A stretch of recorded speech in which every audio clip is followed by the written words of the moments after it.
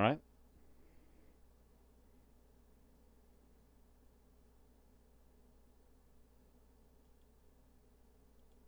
Welcome to episode 487 of an Unearthly podcast, streaming live on August 29, 2023, and featuring No Child of Earth, written by Colin Meek, and starring Sylvester McCoy as the Doctor, Kevin Eldon as Antimony, and Sophie Aldred as Ace.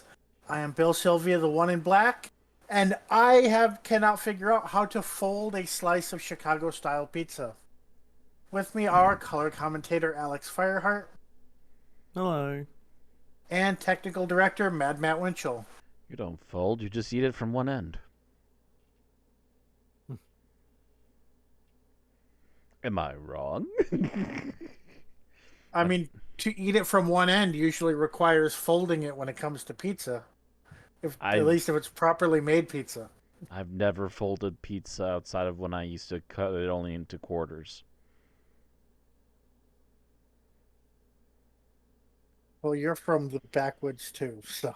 And I'm referring to all of Wisconsin as the backwoods. I'm not insulting rural people. I'm insulting the Midwest. I want to be perfectly clear here. Oh yes, we're well aware. Aider, eh? So, how do you like the business end of a shotgun, eh? But yeah. On that note, I ordered my first Chicago style pizza this weekend, and yeah, I did not expect it to be so filling. So I'm still less than Oh, halfway through. they are thick boys, yes. Yes, and it seems. I mean, by volume and by mass, it's 75% cheese. Like they put down the crust and they just put down a cheese wheel before putting on anything else. Well, let's be fair. So They like also put at least a slight layer of sauce before the cheese wheel. okay, because what I mean, I know they put sauce after the cheese. I saw that in like that's both visual and was part of the description. Couldn't figure out if there was any sauce below the cheese. As far as I'm aware, yes. Otherwise, you have run the risk of scorching the cheese too much down there.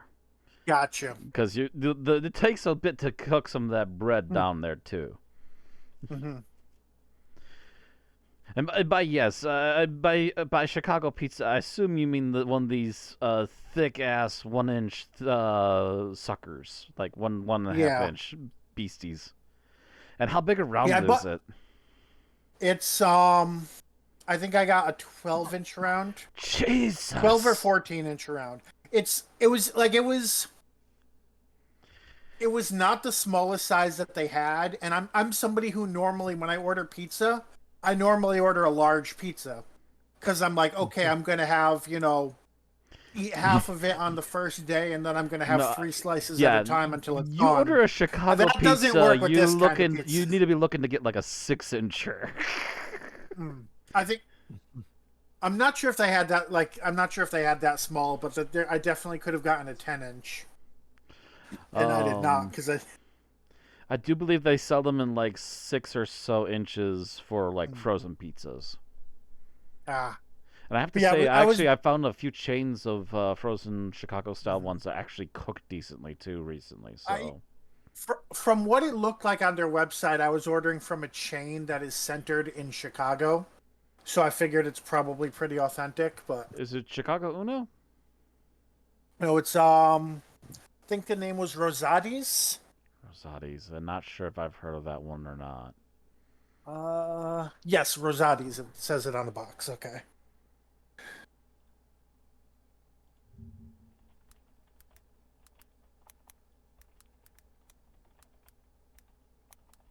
Let's see. Other updates from me. I don't forget if this was the case last time we talked. I finally have stable internet. I ended up going with it through T-Mobile. It seems to be well enough that I'm actually sitting here with Twitch open. I had closed it, and then I was like, wait, I should actually turn it on so that I can see how good my bandwidth is. Right. And I do not seem to be having any issues. Nobody's told me that I sound like a robot. Not yet. So as far as I can tell, it's a pretty strong connection. And which one of you said this is true? T-Mobile. T-Mobile. I figured Okay. I already have a T-Mobile account, so it's less hassle. Might as well, It's yeah. pretty wherever I go, it's about $50, sometimes a little bit more, sometimes a few dollars less, but more or less it's $50 regardless of where I get it from. So why not the one that's more convenient? Yeah. I think T-Mobile used to be a little more prevalent in the area, but I know they're still around for sure. Hmm. But I don't. Then again, I don't watch normal television anymore, so I don't know if they still advertise like they used to or not. I know that they've still been doing because just because I know this because I'm in a Scrubs group on Facebook. But Zach Braff and Donald Faison are still doing new T-Mobile home internet ads every month or two. Oh, so Like they are it's active the at least. Okay. I think the first one was at the Super Bowl, and I think they've done another one like they've done like 5 cents. Fair enough. So they're advertising a lot. Yeah. As long as it's working for them, why not? Hmm. Okay. Um. Do I have any other updates? I've started my classes here at Illinois. Nothing really special about that. And I think that's about it for me. Um. I guess I'll butt in then. So as of not last weekend, but the weekend before, I was frustrated because it was Friday, and for 2 Thursdays in a row, I hadn't seen an update on my weekend gas station job. Come in, find out that other people were having the exact same issue, and it turns out that the Monday before, they had announced that we would be soon getting a new app for our login slash schedule and everything else tied to that. TM soon being the TM there, because when people in this company say soon, it could be anywhere from maybe by the end of the next week, or it could be maybe in about half a year. When we got the money recycler, they said soon TM. That took about half a year for them to get that tech over there to actually get working. And that's standard issue. I wonder why I have issues with this job and why I'm trying to get away Mm-hmm. from it.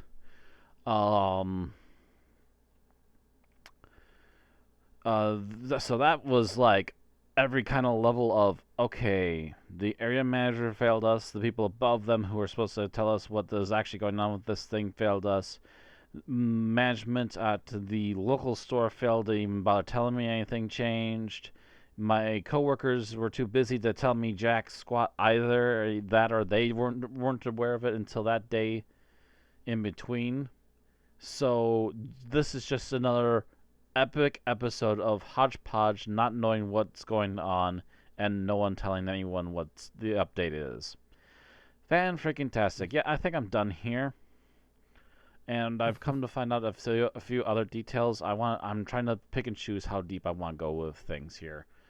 I have figured out that while what I believed about my manager there, that they tend to be overly willing to let upper management do whatever. Not only is that true, but I've also kind of figured out from what I've been hearing that if anything goes wrong in the store, upper management has a tendency to breathe down their neck, and then they just look for anyone who was there that day and go, they're the culprit, and Mm-hmm. get them into trouble and get them possibly fired in the near future. Huh. Yeah, so even more reason for me to just go, I think I've had enough of this. I've heard more people's plans. I'm not going to derail them here. Just that I've heard more people's plans of either whether they're staying and what reasons they're staying for, which is not going to be very terribly long, and other people's plans of here's how I'm going to get out of here, kind of coming up. But they have to have a few other things. Much like myself, they have to have a few other things land first before they can officially go and gone. I would also like to add that didn't realize this was a possibility until like a couple days ago. My mother and father were going for their last supposedly, I don't know if there's another one coming up or not, but supposedly last court hearing for their separation. Kind of find out my father's lawyer was trying to put in some stuff about trying to pressure my mother into getting the house sold. And they were like, yeah, 1st of October. What? How do you expect that to happen? The house isn't even clean yet. Matter of fact, my old man still has junk out in the garage. How are we supposed to get all this done in a month or less? Mm-hmm. My mother still works full time at a post office. How is she supposed to have the time for this? Right. Especially when it's not even a So post office near us. Are you saying that they asked for October 1st, or like the court ordered it? They tried to request it through the court, to which the reply back was, that's not going to happen. We don't have the time. Things aren't done enough for it to be ready for sale. You're not going to find any seller who's going to put up a decent amount of money for the cluster that the house still is at this point. And here's Right. photo evidence of where it's at right now and where it used to be. It's an improvement, but it's by far and away not done yet. To which they did admit, okay, we're going to push it back a month to November, with the possibility of it pushing back further depending on how quickly or slowly things tend to go for the cleanup. And my mother is also looking into a possible aid in her attempts to clean up the house. So there's at least something being done to keep them calm and forcing them to wait.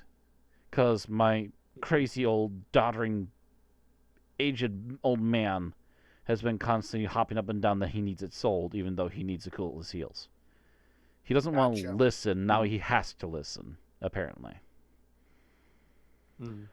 So there's at least that. So it's not going to be an immediate thing. But with all this snapping at our heels, it's gotten a fire under me in my belly to go, okay, I don't care if I have a car or not.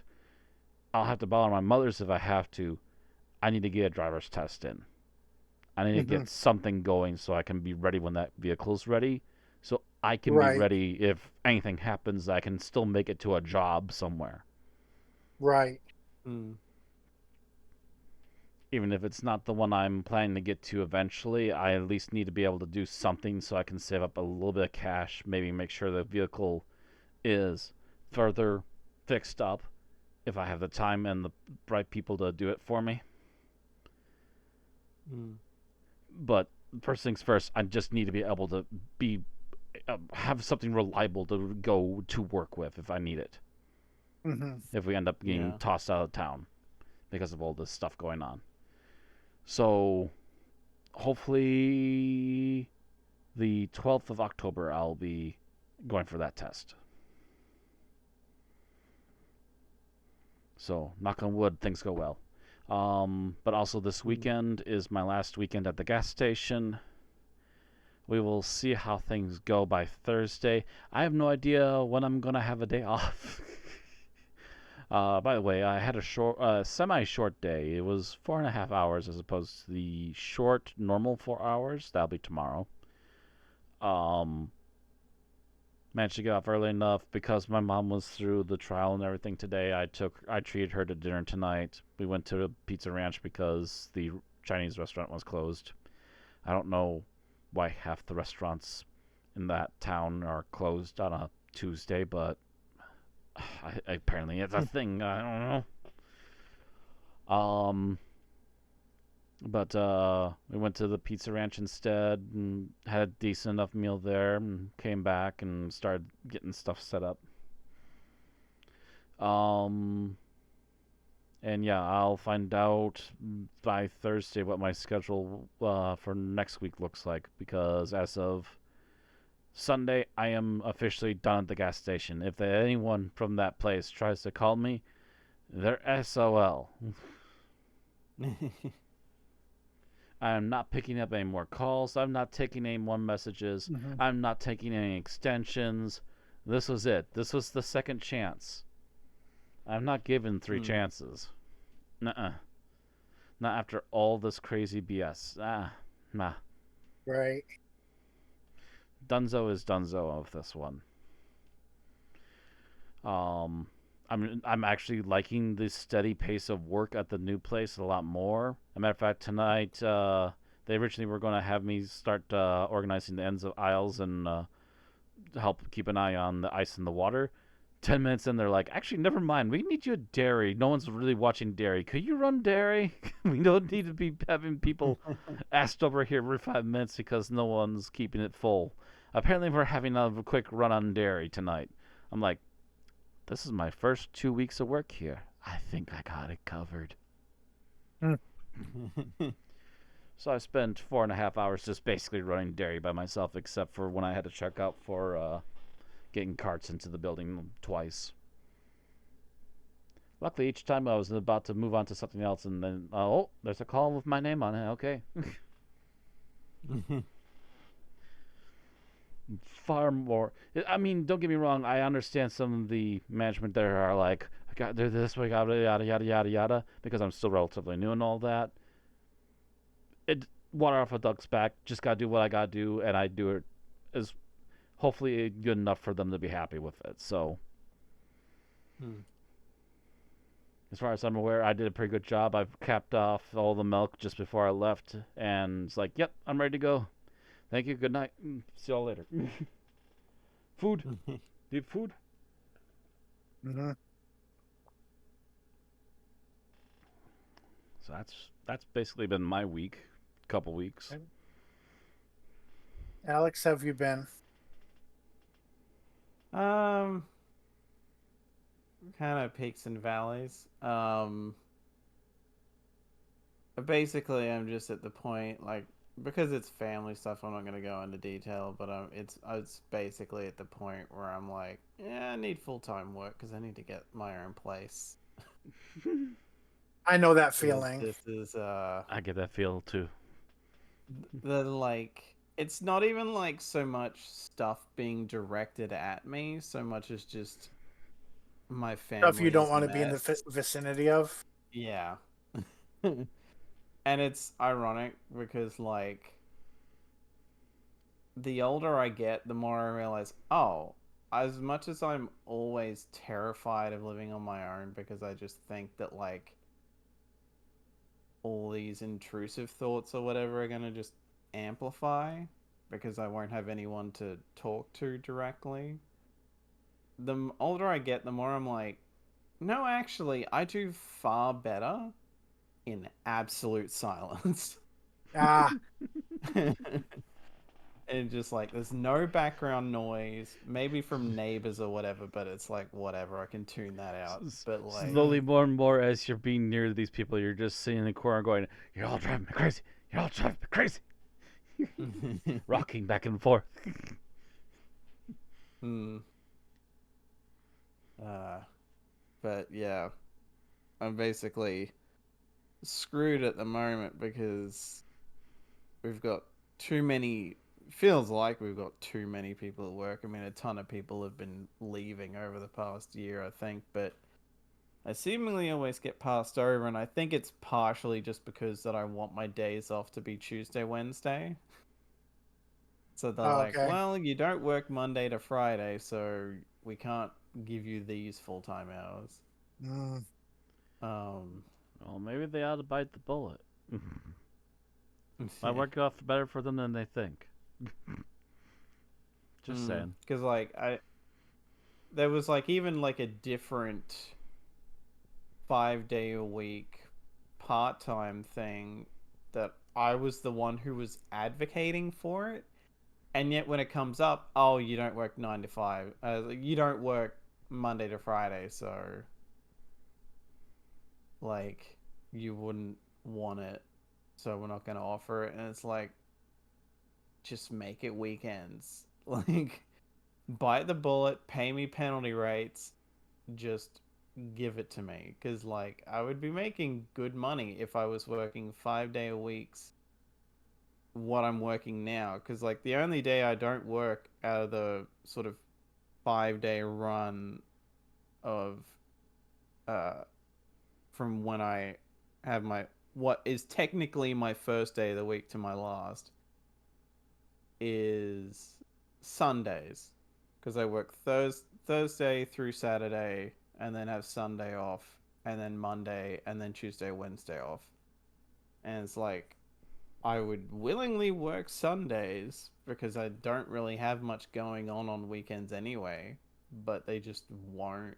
Like, it's more the higher ups than anything, because like the supervisors and that would probably absolutely have me on Sundays if they could, but they restructured everything, so now they don't have any part-timers on for 4-hour shifts on Sundays unless it's like school holidays or something. Or it's just they figure it's going to be particularly busy, so now it's just like, I might as well, like, if I'm actually going to get my long service, like qualify for long service this January, because I'll have been there for 10 years. I am pretty much like, I've pretty much told them, if I don't have full-time work by the time that comes up, but by the time I qualify for that, I'm out. I will take that money and I will run. I will try to find work elsewhere. Yeah, it sounds like you're reaching the point that I've already reached, where it's like, yes, this is about time to just move on to something else if you're not going to be useful now. Mm-hmm. I'm guessing you're not close to full-time Twitch money.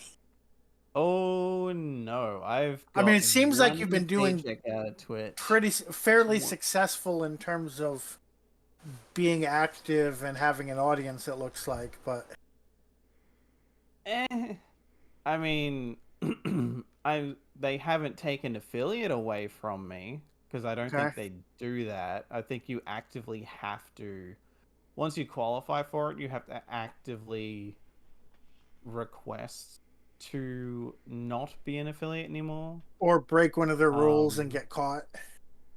Pretty much. I know someone who reneged on it because they were just like, I seem to get more traction on YouTube, I'll switch to there. And now she doesn't stream at all anyway. So, because she's just got too much shit going on in her life that it's like, this is bringing me in lots of money, this is bringing me nothing, and I don't have motivation to do it anyway, so fuck it. I'm basically streaming for fun at this point, because like, if you're not streaming for fun, odds are you're not going to make any money off of it anyway. The fun needs to come first, and then maybe the money. But yeah, I mean, I just brought it up. I was like, on the 1% chance that you're actually successful enough to do it full time. Yeah, I mean, like, 1% might even be generous. Yeah, it's one of those things where like I'm that inept when it comes to certain things, and just that usually don't have the money, that my presentation is still extremely basic. I don't have like channel graphics. Oh, that's right, and you're not. I'm guessing. I'm guessing you're neither Facecam nor VTuber, because it's expensive to be a VTuber. Yeah, I'm not even like a PNG tuber, because I just. It's expensive to be a VTuber. I'm a VTuber and I didn't spend a penny on this thing.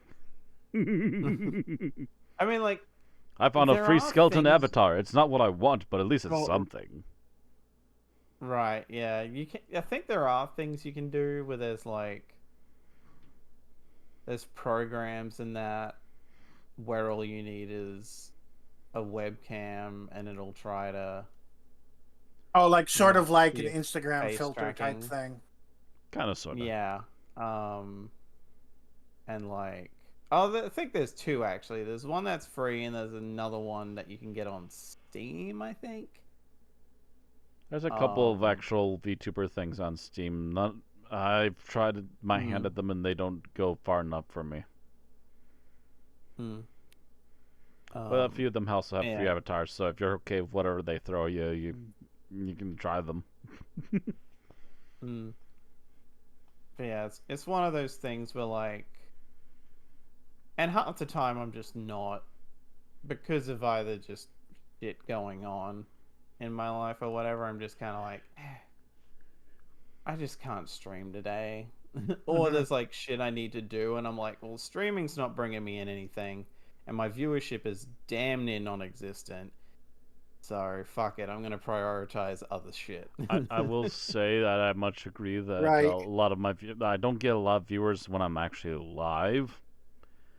I will say though that I've taken to not only recording but also have now live streamed a couple of reactions to paranormal videos from channels I like to watch, and I've done it with the VTuber model up there, so people can kind of get at least a little bit of my reaction, even if I'm not completely like made up for the camera. I can at least have something up there for me.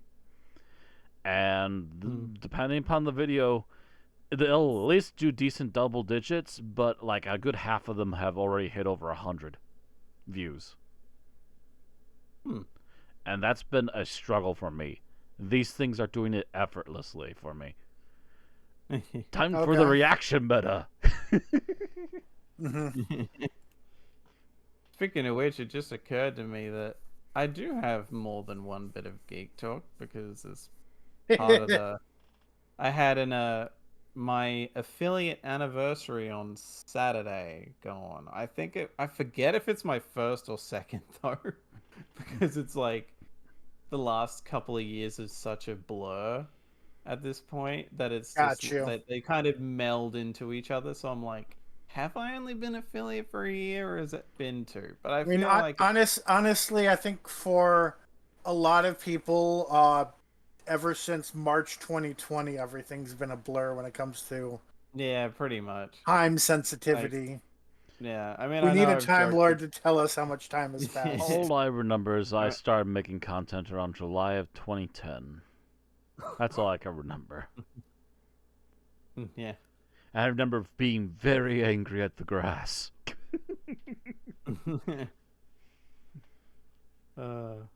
I mainly remember my first YouTube video was not a very good video, and it was about a movie that doesn't exist.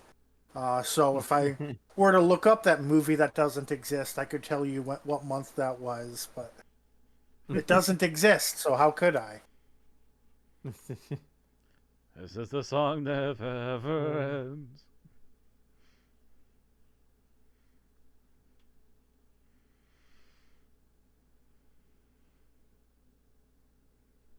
And it sounds like we've hit a pause, so it sounds like we should go into tonight's show. Yeah. We've got plenty of birthdays, many of which were on the same day. We got some news, some geek talk, and then our episode summary that I will try to stumble through. Our review, final thoughts, and not yet ratings. Ratings will be next week. Next week. On to the birthdays.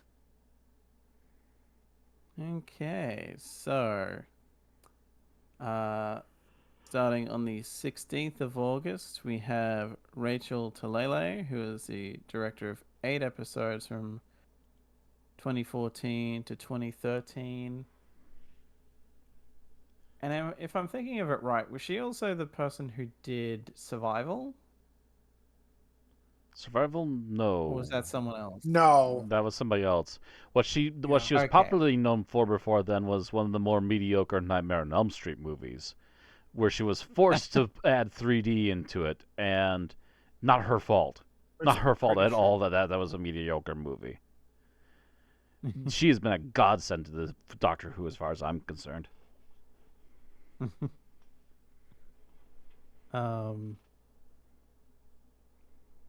but yes, she turned 65. Mm-hmm. On the 18th of August, we have John Debney, who was the composer for the TV movie, turned 67. On the Here we go to a large string of them because we've got quite a few on the 20th, starting with Andrew Garfield, who was Frank in Daleks in Manhattan / Evolution and Evolution of Daleks, but obviously better known as the Peter Parker Spider-Man in the Amazing Spider-Man movies and Spider-Man No Way Home. He turned 40, which is still kind of staggering, but I guess he was pushing 30, I think, when he played Peter Parker the first time, so makes sense. Also on the 20th, we have Barnaby Edwards, who was a Dalek operator from 2005 to 2015. Also a prolific Big Finish cast and crew member, turned 54. Fittingly enough for today, on the 20th, we also have Sophie Aldred, who was Ace from 87 to 89, and also in 22, and also a lot on Big Finish, of course. Turned 61, which is also just because of how young she was when she was starting in that. That's very like, oh shit. Mm-hmm.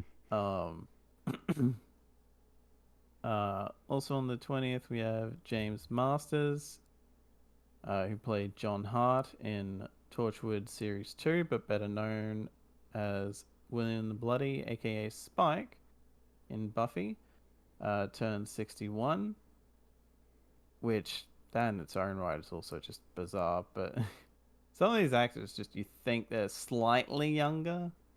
Like, I would have thought he was in his 50s, but no.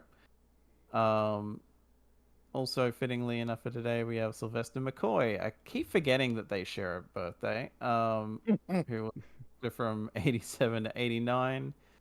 Came back in 2022 for a bit, and has also done a hell of a lot of Big Finish, which we'd be here all day if I listed all that off. And he was in The Hobbit, you know. I was in The Hobbit, you know. And he turned 80. Officially a good run. Officially good run, yep. And they were also sharing a lot of his past photos in his on his Twitter. And the last one on the 20th, Anthony Ainley, who was a master from 81 to 89, and also in that thing we don't talk about, would have been 91, but died in 2004 at the age of 71. On the 22nd, we have James Corden, who played Craig Owens in 2 different episodes with Matt Smith. He turned 45. Also on the 22nd, we have Mark Williams, who played Brian Williams in 2012. He turned 64. On the 24th, we have Stephen Fry, who was the Minister of Chance in Death Comes to Time, and C in Spyfall, turned 66. We had to honestly, include him given what we're reviewing this week. Mm-hmm. Yeah. Which that's one of those ones where I almost thought he was slightly older, but anyway. On the 25th, we have Keegan Joyce, who played Starkey in the K-9 spin-off, turned 34. And finally, on the 26th, we have Phil Collinson, who was a producer / executive producer for the for both RTD eras, or at least for the previous, and will be moving forward for the second RTD run. Turned 53. It looked like everything except Torchwood, but it's also possible that I missed Torchwood because he just had so many credits. Right. He's a producer. His credits are on his credits are on his credits. Mm. Mm. I mean, really, just like having it broadly say the RTD era is like broad enough that it's Yeah. like We can if he was for assume that even either if of he the wasn't spin-offs, then directly it involved, he counts. was at least partially involved. I know he was Yeah. in Doctor Who and Sarah Jane for sure, and the various one-off specials and such. So,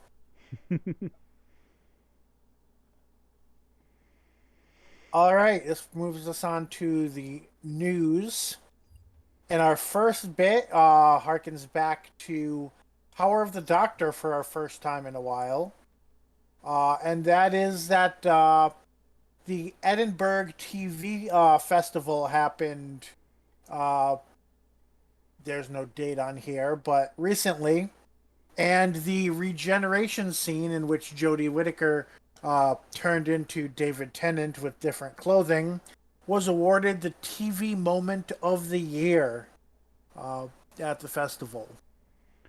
I have to admit, it was pretty much a And then shocker. the rest of the article's filler, so there's nothing else to talk about there. But I guess they decided that the regeneration was the moment of the year for all television that year. I At don't least recall British anything else television. that happened, so yeah. And honestly, this has been Right. some quite. Even though everything's been hush hush, it's been quite some anxious build up going into the next series. Mm-hmm. Mm. Speaking of which, Cultbox did what it was basically. It looks like a news roundup, although it might be more that Doctor Who magazine had a bunch of news on Cultbox, kind of just picked from that. But we don't subscribe to Doctor Who magazine because we are broke. So we go off what Cultbox gives us. Yeah, First off, they broke talk AF. about making a new Sonic for Shurigatwa, which means that we kind of thought there's a good chance this was true, or at least some of us did. I Mm. think I was skeptical, Mm-hmm. but it pretty much confirms that the 14th and 15th Doctor will each have their own Sonic screwdriver. So we're kind of continuing the trend of every Doctor having a new one except for 10. Let's see. So, also, four new cast members were announced for Series 14. Gemma Aerosmith, Mary Malone, Billy Brayshaw, and I apologize if I butcher this name. It's not something I'm familiar with. Majid Medizadeh Valujadi. Uh, have all been announced. I don't recognize any of those names from anything. Anybody familiar with any of them? Not by the sound of them. Hmm.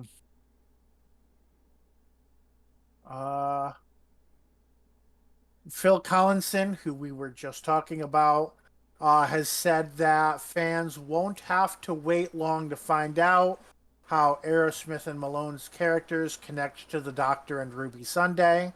So it sounds like they're going to be in either the Christmas special or the first episode of the season. Hmm. And gonna try again. Medizadeh Velujadi will portray a character named Carson in an episode directed by Julianne Robinson. And will portray is kind of subjective, considering that we know that they're already done filming, and they're kind of they're in post. So it's the future for us, the past for them, Hasn't which is been very vague. fitting for Doctor Who. Mm-hmm. Yeah. Timey-wimey. Let's see. Will have, but already has. Haven't already been done, but will be seen in the future. Mhm. They say Yasmin Finney rapped not long ago, which is interesting considering that she was supposed to be part of the specials that were filmed before the season. So either she did new scenes that were just kind of to be added to the specials, or she's staying around longer than they've told us, which is possible.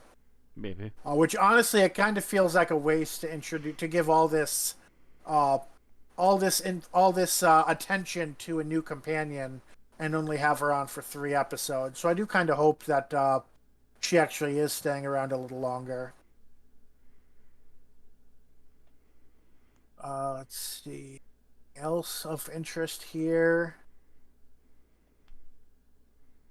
Looks like they're doing pre-production work for the following season. With scripts coming in, booking crew and such. So they're getting ready for that, and that is the end of this article. Any comments on anything there? I just went through it all at once. Not particularly. Not really, though. I now know why some of those names that you read off earlier, as far as actors listed, don't ring a bell. Yeah, one of them, it's because I haven't seen anything they were in, and that was Gemma Arrowsmith, because she's apparently been getting, at the very least, like screen roles since like the mid-aughts, but seemingly is more of a character / bit actor. Okay. But apparently is also a writer, so that's interesting. Both Billy Brayshaw and Mary Malone. Kind of funny that both the Marvel sound the two like alliterative fucking, names. Yeah. Have both been in Jackal that I can see. They've both got credits that like Billy Brayshaw's earliest credit is 2017, but the IMDb only lists 4 credits. That could just mean that they're not counting any stage work. It's only stuff that was filmed. Mm-hmm. So maybe because UK, Unless they're taking breaks for certain if they're things, British too. actors, they've probably all done stage work. Yeah. Yeah. Could be stage work. It could be that they're taking breaks for certain things too. You never know. But yeah, so definitely getting some new blood in there,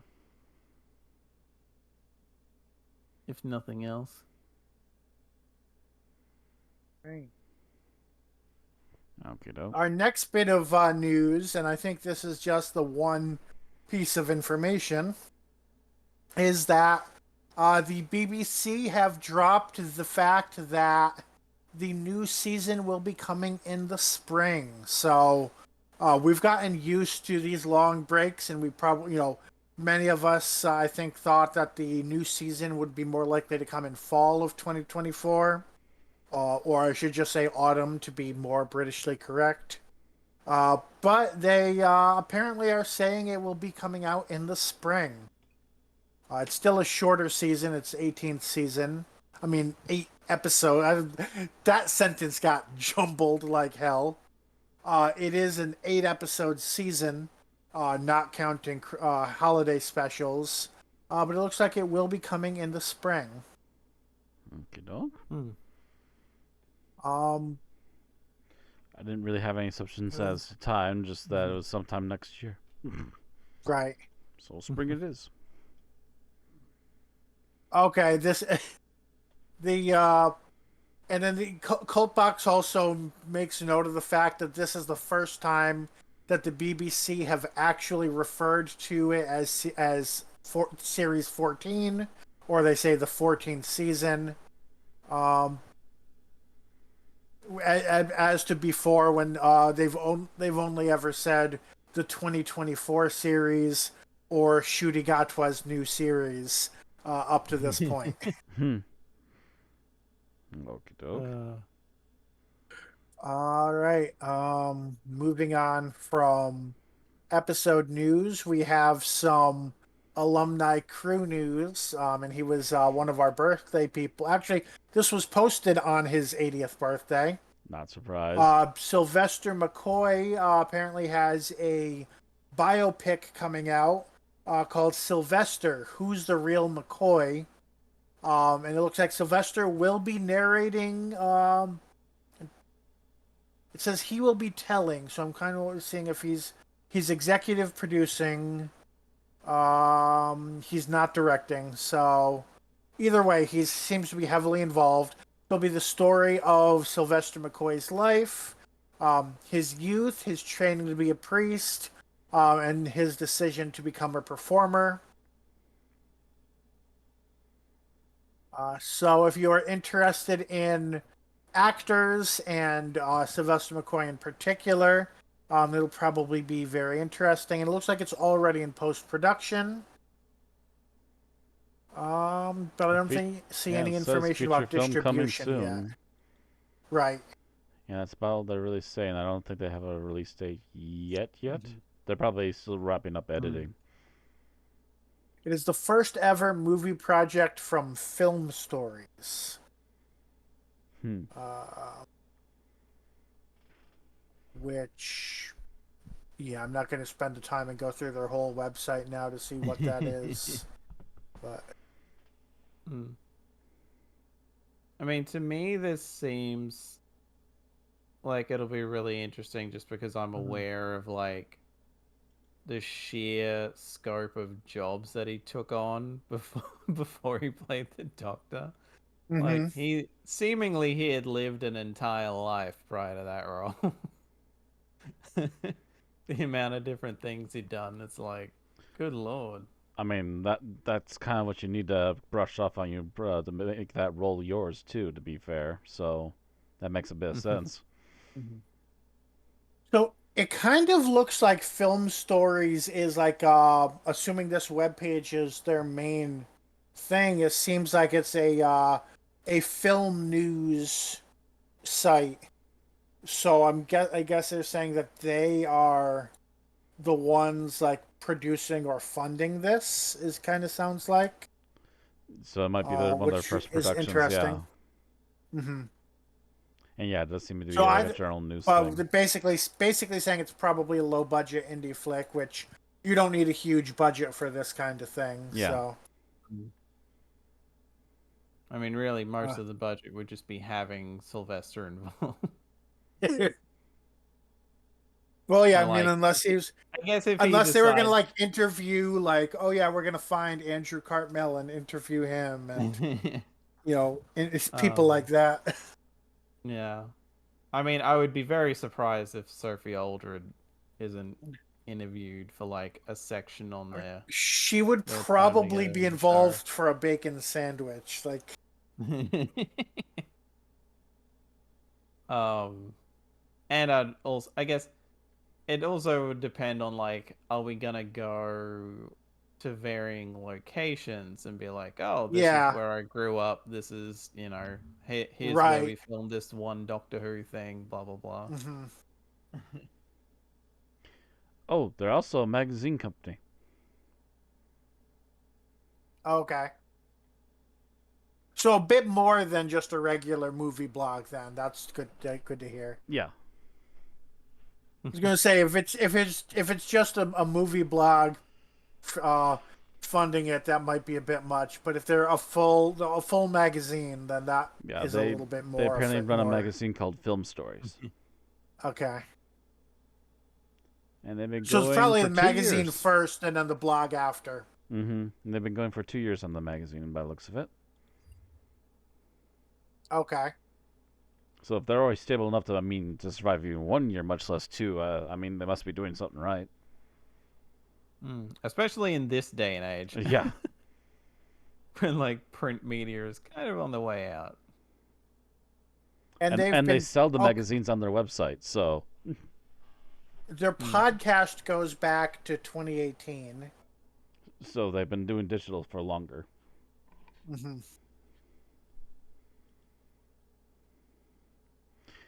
Interesting little group. Anyhow. Yep. All right. So our next bit, we have some merchandise news. What? And if I try to do the accent, I'm probably just going to come off as some offensive thing. So I'm not. But some Doctor Who products from Lavarzi. There's a TARDIS crossbody bag, which is a companion to the popular TARDIS laptop bag. Um, okay, I'm sure this filler is just like them wanting, like it's probably a paid ad, but it's a lot of this is unnecessary. They're not paying us. Um, Ooh. the bag features the Fourth Doctor and Leela. We know who they were played by. Are there okay? So I guess there's two bags. There's one with the Fourth Doctor and Leela, one with the 10th Doctor and Donna.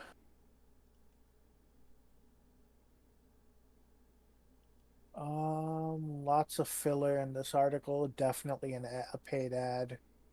Each canvas bag is 38.5 centimeters high and 34.5 centimeters wide. Let's convert that to inches for our audience. Um, so it's 15.16 inches by, well, the other dimension's not that much different, but but so 15.16 inches by 13.58 inches. So a little over a foot either way, which is probably typical of a tote bag. Yeah. Um, it is available to buy from Lavarzi now. And until August 23rd, you can get a 10%. That's already past August 23rd, so we'll ignore that sentence. And that's also proof that it was a paid ad. Okay. Yeah. Um, but we shared their paid ad because maybe people want to buy a Doctor Who bag. All right. In other news, series 1 through 4 of the RTD years have been remastered and released on Blu-ray with a new extra with RTD and David Tennant called Look Back Through Space and Time is included in the set. It's an 18 disc set. Um, and it is available for pre-order. Is there a date on that pre-order? It looks like it's delivering around well, I would say Thanksgiving time in the US, but that means nothing to the actual Britons who would have that date. But yeah, so we're expecting sometime. Oh yeah, Looks like that's 20 probably. November is the earliest date that they're giving. Oh yeah, the Oh, delivery then it time says release 24th, on 28th. 13 November. 13th of November release in the UK. Yep. So release there in the UK, and then to deliver it here would be sometime late November, early December. Yeah. And unfortunately, I can't just change to co.uk to com and see the US release date Right. because the listing, the URL is not the same. Well, actually, let me just copy that. Go to just regular Amazon. And see if anything pops up. Nope. Nothing for this I pops up. see the complete David Tennant collection blue. Oh, but that's not new. That's already out.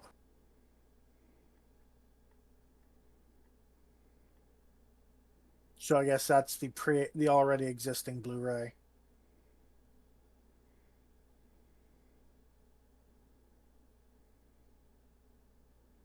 And then, well, not technically our last bit of news. There's one after it. There is a free ebook available called Evolution of the Toy Dalek, uh, which yeah explores the evolution of Dalek toys from the 1960s until now. Written by Alex Storer. Um, and that can be downloaded for free from the 70 website, which is 70net.wordpress.com/ebooks.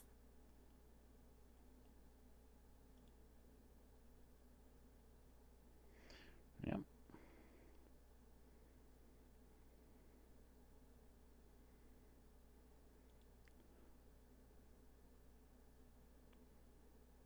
So that it could definitely be interesting to some.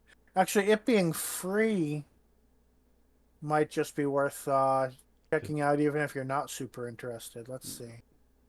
Does it Hmm. download quickly enough to give a glimpse? Dum, dum, dum, dum. Uh, Download here. Boop. Give it looks a okay. second. Looks. It's loaded on my end. Just about. Mm-hmm. Yeah. 3. Look. I mean, it looks almost like the inside of a magazine special Hmm. or a coffee table book.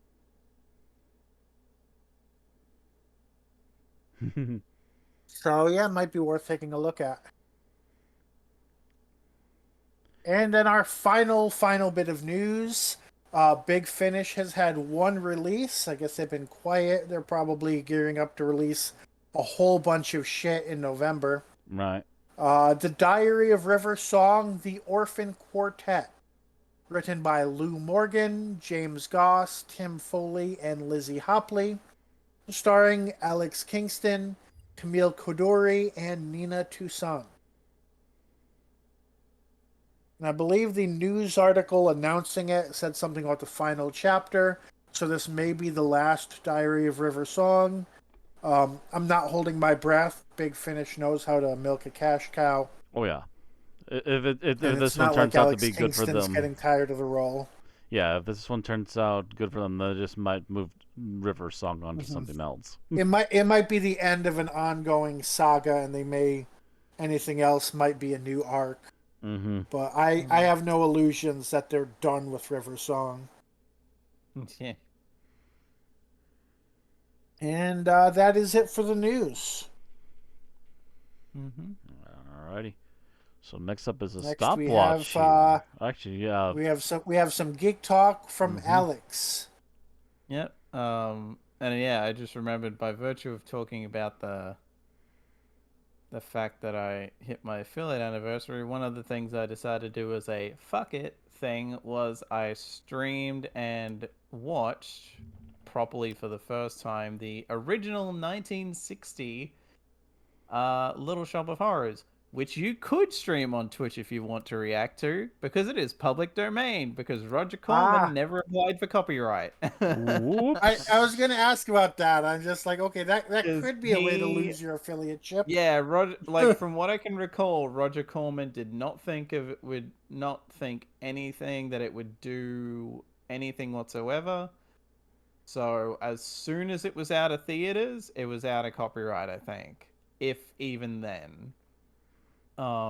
He never applied for any kind of long-term copyright I shit. believe, in fact, actually, if they And if, wanted to, the theaters could sell the reels they had to other theaters, and just not the other theaters didn't have to pay them.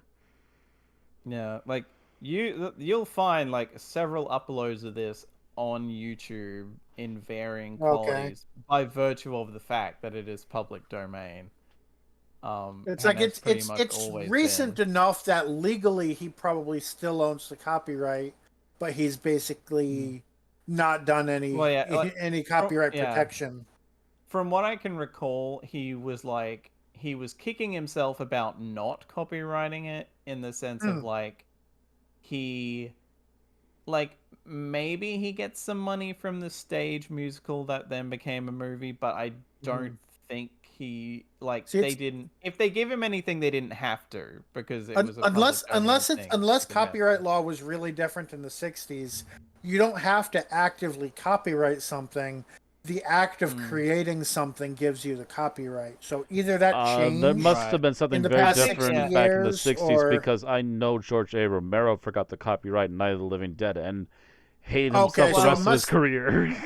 so that must have been not a change. That must have Night been a of change the in the laws over the decades. Night of the Living Dead, it got screwed over. Like someone did the paperwork wrong or something like that, and it like Mhm. only just went into copyright like a couple of years ago. So now the mm. actors and that can finally start making royalties off it. Um, Oh, went into copyright a couple years ago. uh, Okay, yeah. yeah, like they finally sorted the issues out, so now they can start making residuals off it. Whereas this, Roger Corman he didn't care. He was just like, this is a movie that I threw together in like a week or whatever the hell it was. It was like, this was thrown together really quick. And with I think it was even like redressed as existing sets to Yes, like these were take redressed advantage of like, oh, already let's just, pre-existing sets, or he took them That's to not uncommon. redress them for yeah, future movies. Either way, Hmm. but yeah, yeah. And it was, I didn't really know what to think going in because I've attempted to watch this movie before and just didn't get past the first 5 minutes for whatever reason. Probably just got too distracted. But honestly, it holds up as being quite funny. Like it, some jokes just don't land because they're very. You would have to be of that generation to get them. But plenty of other things are still like, to me at least anyway, very funny. And it's just so fascinating to watch because it's like, oh, so this is what they didn't do in the stage musical. And like these are the characters that they cut. Like you Seymour lives with his mum in the in this movie instead of like living under the in the basement of the flower shop. Um because they just make him an orphan, if I remember right, in the stage musical and that. Um uh Mr. Mushnick is somewhat different. It's funny because I realized by the end of it, I actually really like this Mushnick, but I think I like both equally, which was surprising. Um, this was also Jack Nicholson's first screen role. He plays the role that, for anyone who's seen the movie musical that Frank Oz directed, um, he plays the role that Bill Murray did. So the masochistic guy who goes to the dentist who is a sadist. He plays that role, but in this, circumstances are different, so they never necessarily interact. But he's there playing that, and I'm like, in hindsight, that fits. And just make sure um, wires aren't crossed. That's Frank Oz of the Muppets and Star Wars, right? yeah, yeah. He directed that, which I guess makes sense because you've got that big plant puppet to work. So it's like stands to Yeah. reason that he would do that. Um uh but yeah. And it's so funny though being used to the voice of uh Audrey 2 in the movie musical, it's Audrey Jr. in this. The voice is clearly just whoever they could get because this was so low budget. So it's just like some rando off to the side shouting, "Feed me!" And it's just like, oh god. But like they probably dubbed it over, but it's still just so funny. And like one woman later on is very obviously dubbed. Um, to the point that like certain lip movements don't match up because they like retweak the line or something in post. But it's just so funny. Um, I feel like this is a movie that would be very subjective to taste. I feel like this is so bad it's good, but it's like it's a low budget movie that's not taking itself seriously. Like it right. knows it's a low budget comedy horror and it's just reveling in it. I'd say the best actor in it for me is the guy playing Mushnick because he's just so entertaining. Um and yeah, it's just the choices in this that don't get carried over, there are honestly some that I'm like, that would have been interesting to carry over, but I see why they didn't. Like the whole thing of like uh Seymour living with his mom and his mom being like constantly thinking that she's on death's door because she just thinks she's got all these illnesses that she doesn't actually have.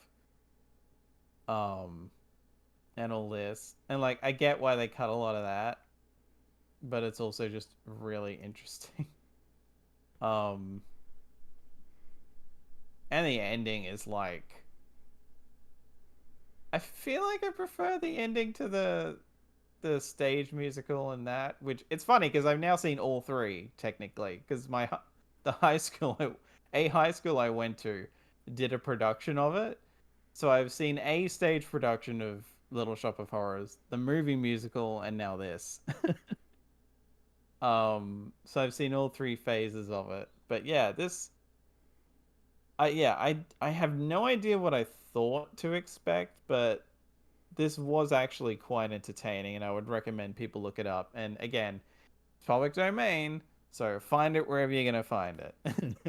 You do not necessarily have to put money down. There are like several uploads on YouTube. Look for a good 4K one on YouTube. Probably your Yeah, I best think bet there if is. you want it quick. Yeah. Yeah, there's a 4K version. I think the version I watched I was just I like doubt a it was filmed in 1080p remaster or 4K. something. I know it's probably not filmed I in would 4K. be I'm just very saying it's surprised. probably had some restoration going on. Yeah. You'd be surprised. So I've there actually is. found music videos that have been restored in 4K from the 80s, so Mm. just saying. Also, someone clearly tried to do like a let's add color to a movie that wasn't shot on color, It does happen a lot and it too. and it looked as bad as that one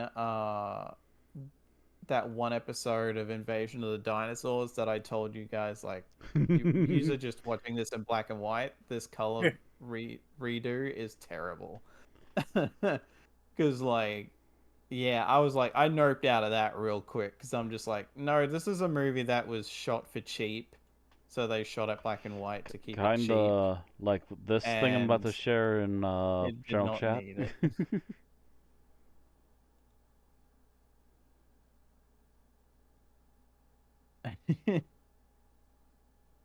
uh like, yeah, and honestly it's funny because like black and white kind of hides some of the deficiencies anyway, so it's better off in black and white. But yeah, again, I'd say definitely a recommend for people who might be interested. So moving on from that to the newer, I guess technically still newest, Lego Star Wars game, where it covers all of the 9 major movies. I honestly thought they were gonna do DLC to cover like Rogue One and Solo, but I guess they never did. Nah, They could if they not wanted. main They've added saga. Yeah, they've added characters from things like that in where like I realized, oh, that's a character from The Mandalorian. Okay. They're not covering The Mandalorian, and they probably never will. But I mean, the Clone Wars 3D show, 3D cartoon got a Lego Star Wars game, so I don't know why not. But you know, like, I guess they just decided, well, instead of doing all this extra stuff, we'll just keep it to the main movies and throw in extras that are like nods to other stuff that's been done since. And even then, not a lot. But in any case, this was interesting because, like, I feel like they put in more effort than they needed to. Because there's like, now there's kind of like sandbox. I don't even want to call it open world because that would imply you could, you know, do whatever and in real time travel everywhere and blah blah blah. But it's more like a bunch of sandboxes that you go to and then start missions instead of how the old Lego Star Wars games on PS2 and then Like it's a giant overworld redone hub. for where you had like the first one they did, it was that 50s diner from Attack of the Clones was like the hub, and you went into things from there. And then the other one was, and also the complete Saga at the time one that they came out with later. It's the Cantina from A New Hope. This, it's just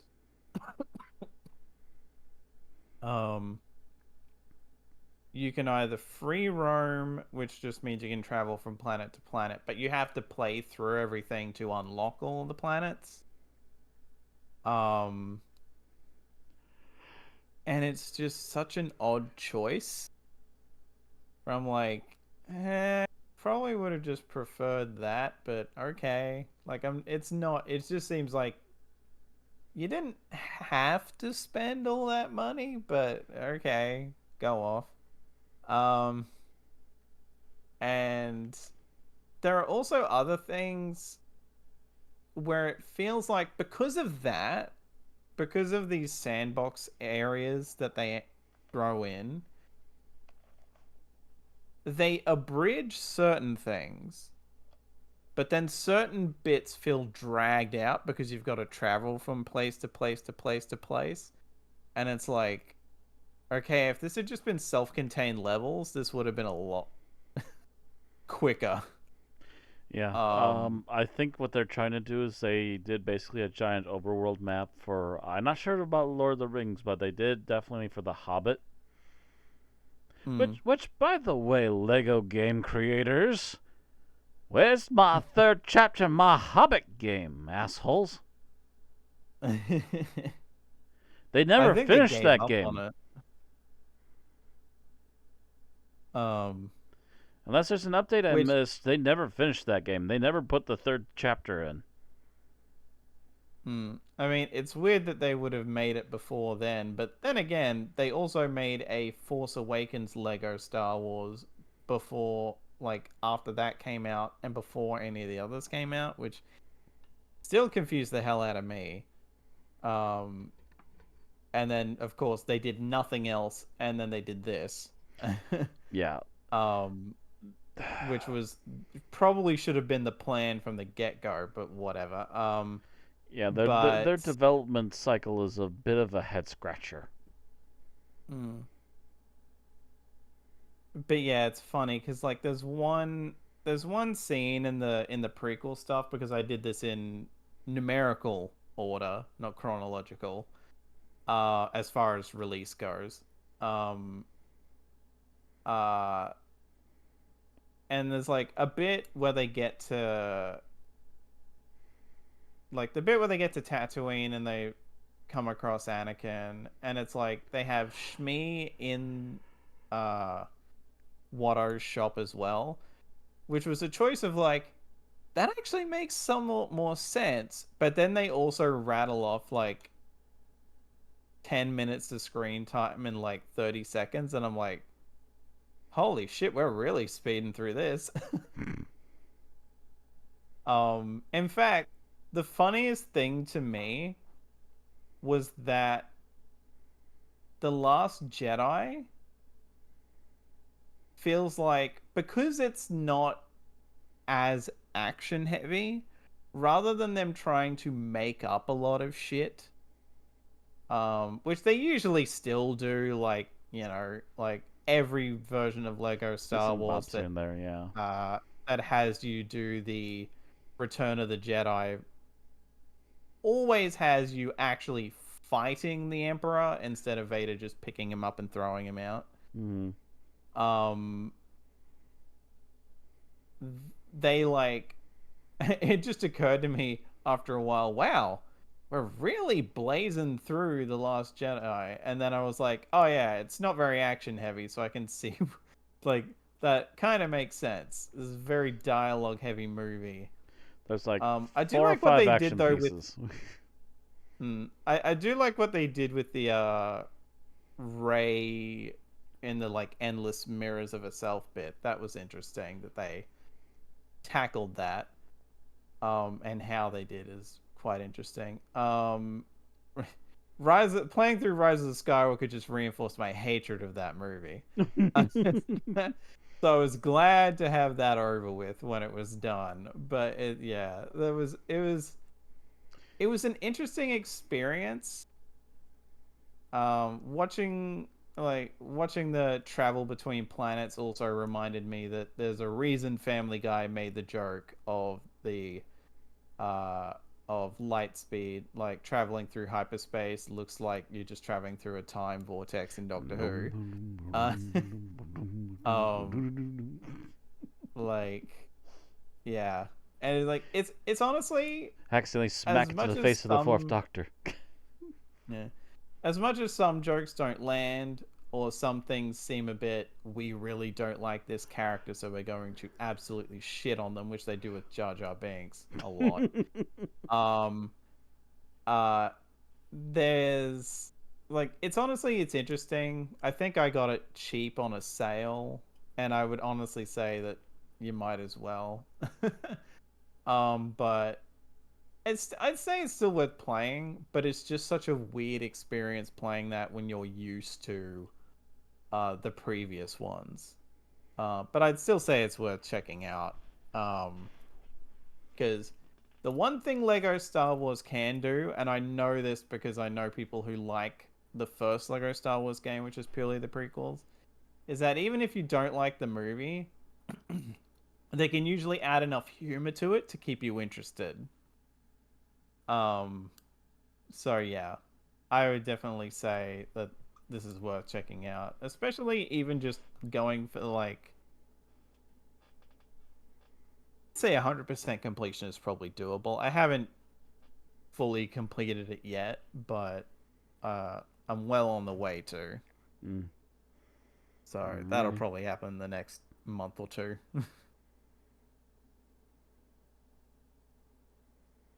Alright. Yeah, I think that's about all I've got. All right. So, So that stopwatch moves now. us on to the episode summary. All Ready? right. Feel free to give me a countdown whenever. Alright. 3, 2, 1, go. All right. I'm gonna go over this one subplot at a time because otherwise my brain will not work. But in the previous episode, we ended on a cliffhanger with what's his fucking name? Showing up with the doctor and okay, you can tell I'm tired because normally I know their names. With the doctor and antimony. Uh, the doctor or god damn it, I gotta Nessikin taunts them and points out that the doctor created antimony, which antimony doesn't know. And then says basically that the doctor has the power to kill him or blow up a ship, uh, but won't. He then shoots antimony and reveal. He shoots antimony and reveals himself to be a Time Lord who's planning to take over the universe. Uh, and then leaves to go on to the next plot. The next plot being the Minister. The Minister and Sala are trying to make their way back to the Resistance, away from where they escaped. So they have a conversation that doesn't super amount to much, which eventually leads them to mounting an attack on the prison that Nessikin's forces are holding to free all of the prisoners. However, Nessikin, who also recognizes the name of the minister from a previous adventure, uh, then has his ships shoot the escaping prisoners and the people freeing them, which causes the minister to unleash his powers because that's a death comes to time thing, which blows up a bunch of his ships. And I just realized I've been calling Tanis Nessikin because, again, I'm tired. Uh, I haven't been, yeah. Anyway. And then our main plot for this episode is Ace, who has been traveling with Casbus. They go through a cave called the Cavern of Infinite Death, where Casmith tells Ace that something unthinkable will happen if she falls into the fluid below from the stalagmites. She falls, at which point Casmus basically says that it's red water. But the whole thing was actually an allegory for being a Time Lord, because Time Lords actually know all of the actualities of the universe, but must act like other people in order to be able to uh, live among them. Then Casmus and Ace go to the cave on Dagobah, I guess, basically, where there's a woman called the Kingmaker who apparently approves people to become Time Lords, and tells Ace that she is going to complete a test to become a Time Lord, where she needs to go to a world of ghosts and get rid of the ghosts. And she is given a magic wand, because I guess that's a Time Lord thing, and death comes to time. Then she's going to do that next episode, the end. Yeah, stop. I did stop late, but I saw that you did it in 3 minutes, 38 seconds. Okay. That was more of a mess than I expected, because names that I normally don't need to look up, I needed to look up. That's alright. I can't remember anybody's names except for the usual main characters. It's like, normally I know Antimony and Tanis's names, but it's just... I've been with the heat lately, not as much the past few days, but since it's been so hot since I've moved, I've mostly been going to sleep well before this. Usually, like, I would have been in bed 2 hours ago by now. So I'm like much more tired than I normally would be in a podcast. I will say I've been finding it very easy to fall asleep by 1 o'clock lately. And I guess, to be fair, I don't actually recall if they call him Tanis much in this episode. Maybe up near the front, where it's the recap of the end of the, or like where we come back from where the last part Whenever he ended, walks in on but- guard, I think they usually remember to call out his name. Oh yeah, because they say think- Tanis Rising, Yeah. like, as basically their like greeting, or what. It's like their version of HH. Yeah. Not entirely sure why they needed a version of that, but Their version of, HH, but also ZH. but that's not somebody's name. True. There'll be more of the HH version. Yeah. All right. For those of you that so don't get it, we, we're making euphemisms to World War II. yeah. All right. So we start with what we liked about the episode, starting with Matt. Oh, what we liked about the episode, starting with me. Freaking, Ace finally got to do something.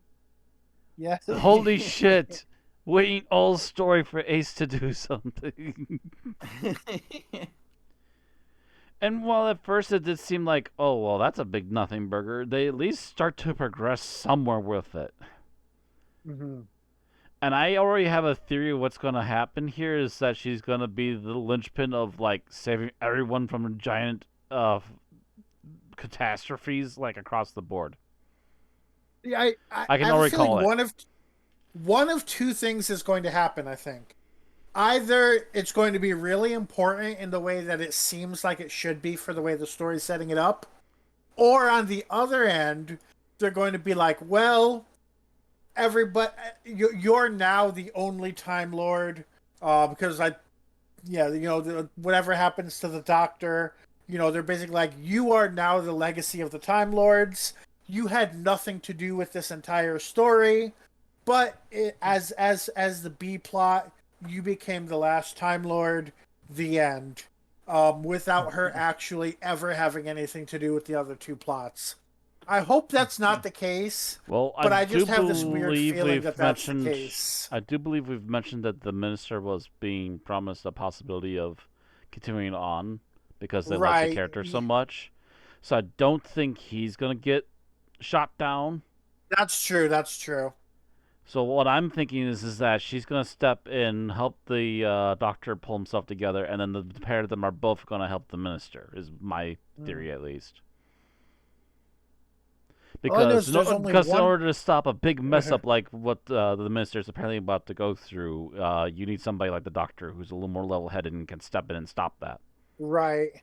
The, I guess what makes me nervous is there's only one episode left, and Ace It's gonna has be to go yeah, it's gonna be get a rid lot of of a loose ends planet all full at once. of ghosts. Right, ladies and gentlemen, we will proceed to the next episode. Please grab your eyewear. There's a lot of loose ends coming together all at once. It's like, oh, go stay do nothing. All right, Alex, what did you like? Well, we've got rid of the elephant in the room. Oh, let's see. I guess just the acting in general, because there's like a lot of intense acting moments in this, which I assume might come up again with scenes, so I won't go into any specific examples, but just, everyone is like it's one of those things where I would The main cast are be like almost pulling willing to weight say, big time for this one. yeah. It's like, it's one of those ones where I'm wondering if I think this is the best one so far, or if it's just a matter of it's just got the best acting so far because I've got a lot more like heavy shit to work with. It might be. It might just be in that. certain instances. Yeah, it might be just that they gave enough for the actors to properly work with in this one in particular. So you finally get a good, oh, that's where this is going. Awesome kind of moments. Yeah, like pretty much everyone is acting their ass off in this, and you can definitely tell. Okay. I feel like I had somewhere I was going to go with that, but I lost my train of thought, so I'll just end it there. I think I like how that it seemed like they were really trying to do their best to show the parallels between what Ace was going through and what the minister was going through, even to the point where even like they I mean, obviously there was the cutting back and forth, which may have been a bit excessive, but at least in certain parts of it was done really well. There was also things like they explained to Ace why like it was important not to like act too much, um, and then the minister kind of had to deal with Sala being like, "Oh, why aren't you, using superpowers and saving everybody?" So kind of, we get the answer and then he gets the question. So we're seeing the parallels there. I thought they did that really well, considering the fact that, again, Ace's plot has been independent from everything else for the past 3 episodes. So it's nice to see that, yeah, it was written by the same writer and part of the same story. All right. What did we dislike? Ooh. Starting with Matt. Can I come up with a general dislike? There's a scene I dislike for a particular reason or two. Not there yet. But yeah, not there at a scene yet. Just general overall thing I didn't like.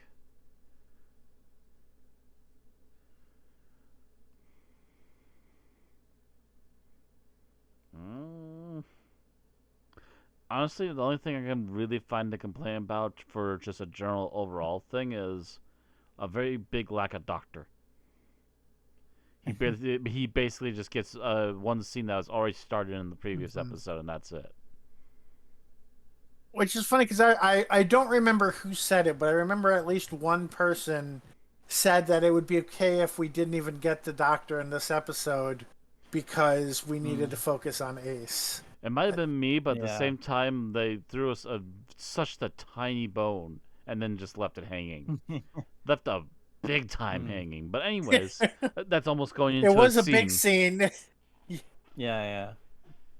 That's almost going into a scene, and that's something else entirely. So, Oh, so you want to talk about the doctor's scene later? Is what you're implying? actually, I have a particular bit on that scene that bothers me, but Okay. it's not the scene in general. Okay. I just feel Uh, like we were left hanging and just literally gave them only one scene and just left it there. And it's like, really? Okay. All right, Alex, what did you dislike? Kind of what I feel is kind of the second elephant in the room, and has already been joked. I think we joked about it last week. Oh, I hope you're not taking mine. Bill made a joke about it earlier, but the fact that they basically feels like they're starting to treat Time Lords like they're Jedi or something. Like, I don't know what the fuck is going on with any of that. Like, it's just so much. This like, thing is so much its own canon. Yeah, pretty much. It's like, Mhm. oh, so we remember that the Time Lords are supposed to be basically techno gods who can do all this ridiculously overpowered shit. Now, like, we forgot that they could do it from like 1970 through to now. But, you know, like, they're literally their first appearance, they could do a lot of shit, and now Except for it's Rassilon, like, he still has. He's Well, still yeah. like the Grand Wizard, yeah. not in the other kind of Grand Wizard. Phrasing. But yeah, like, it's just such a weird choice to have, like, you know, like, yeah, like, the subplot with Ace is basically Luke on Dagobah, and it's just so like, why? King I Victor, I don't am. get it. Like,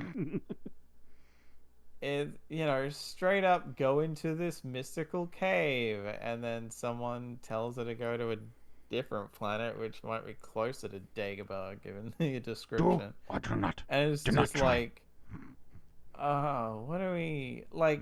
I'm going along with it, but it's also just, what the fuck is this? This isn't A TARDIS and 7 X-Wing you shall have. like, yeah, Doctor Who is not hard sci-fi by any stretch, but it's definitely not science fantasy. Well, It's I not mean, space opera.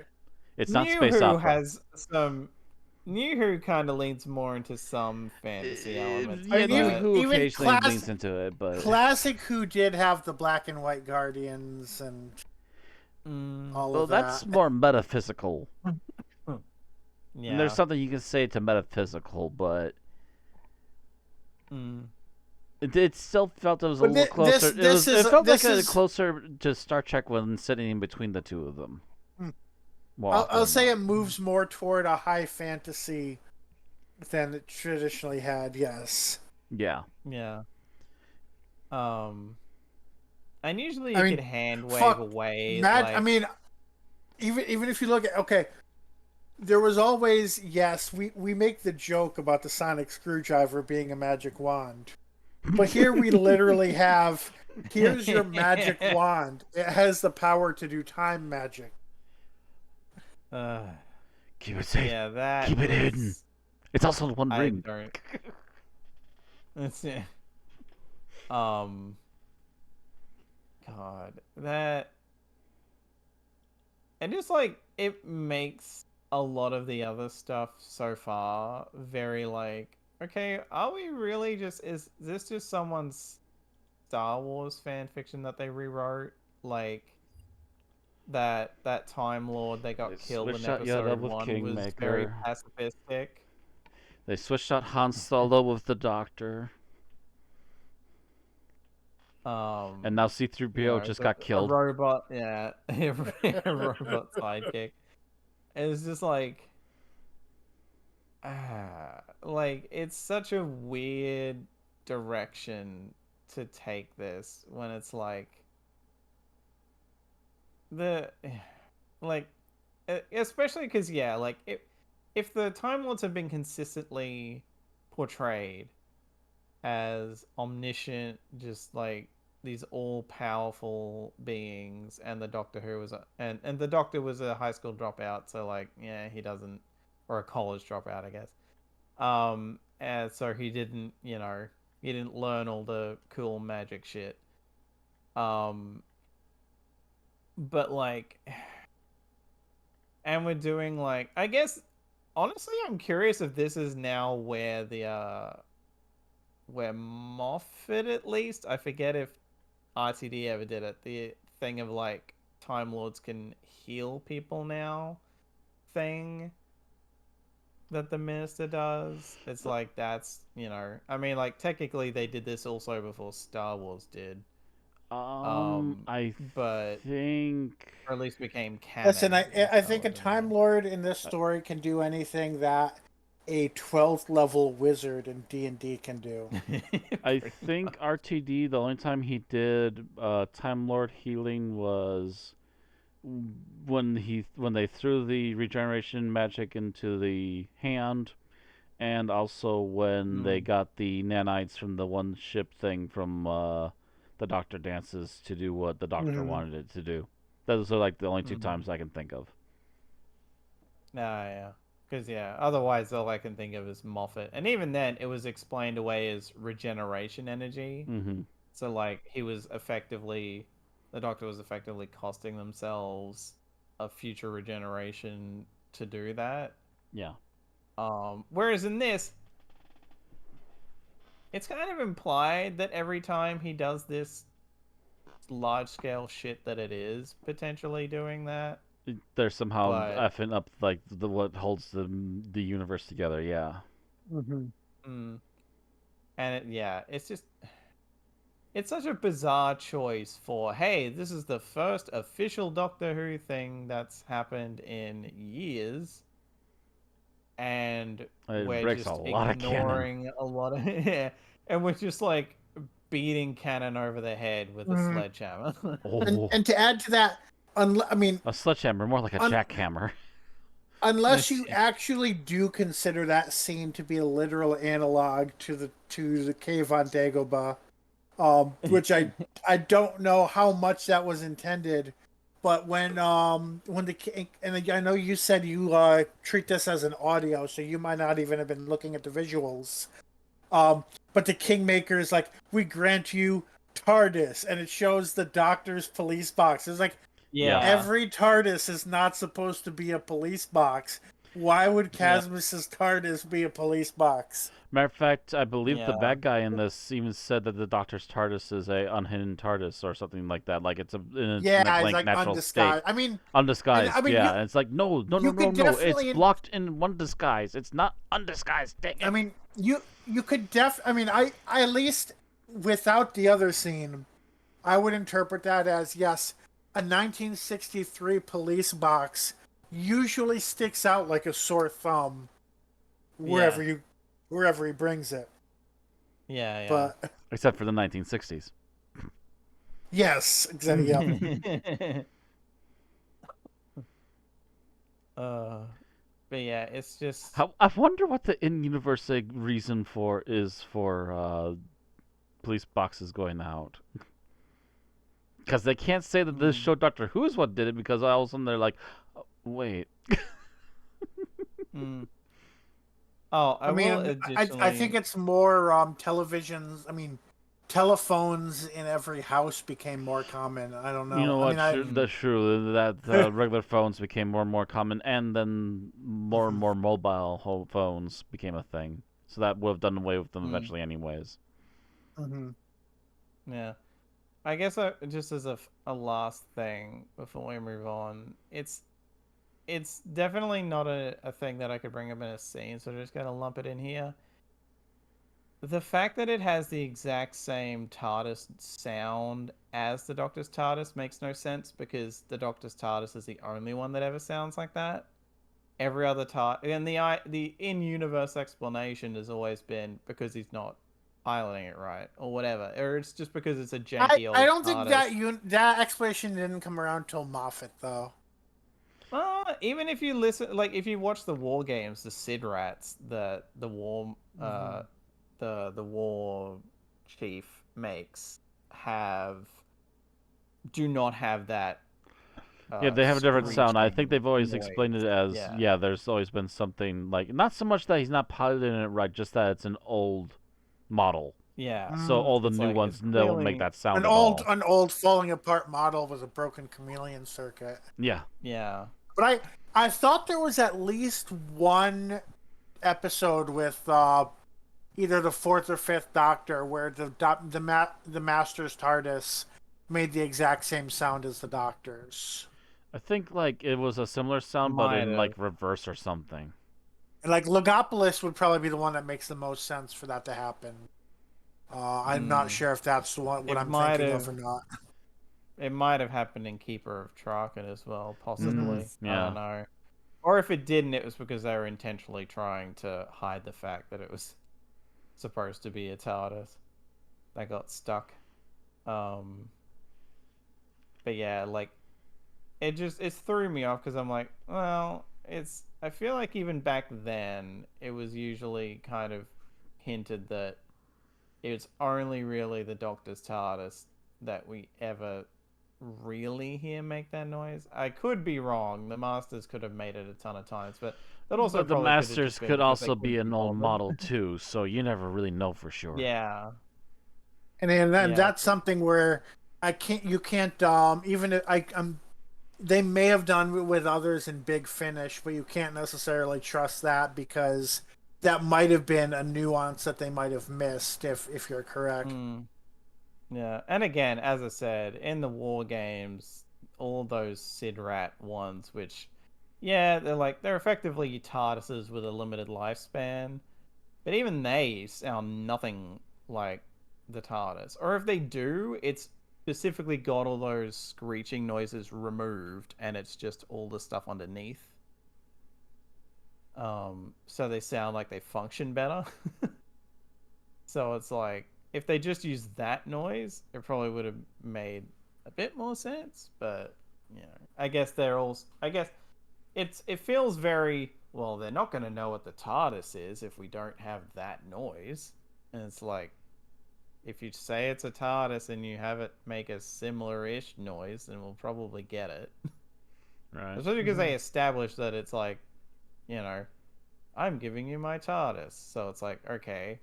So why did we need the Doctor's TARDIS noise if it's if it's and someone appearance? Else's? Yeah.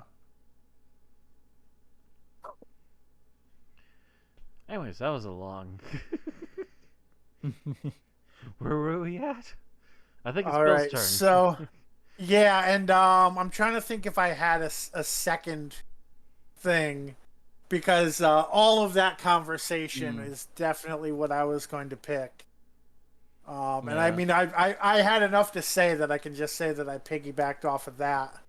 But I'm trying to think if I had anything else that I disliked to that extent. I mean, no, that's the main thing.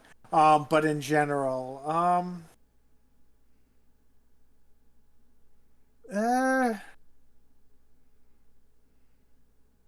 anything that's not a specific scene. I guess I'll say I feel like the whole thing with Sala and the Minister, like running and escaping, just dragged on forever. Like I know I kind of praised that earlier. And it's not and it's not a scene. There's many scenes.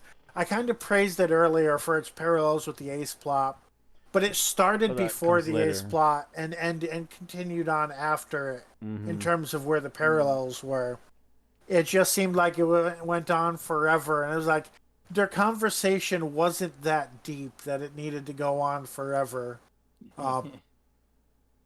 So that would be my my backup dislike thing. Alrighty. All right, so now we move on to favorite scenes. Back over to me for favorite scenes.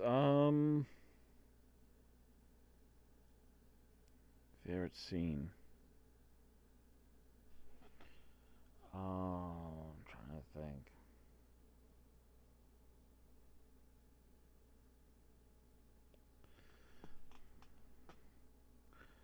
Um, I will say I think I enjoyed the first cave in particular with Ace.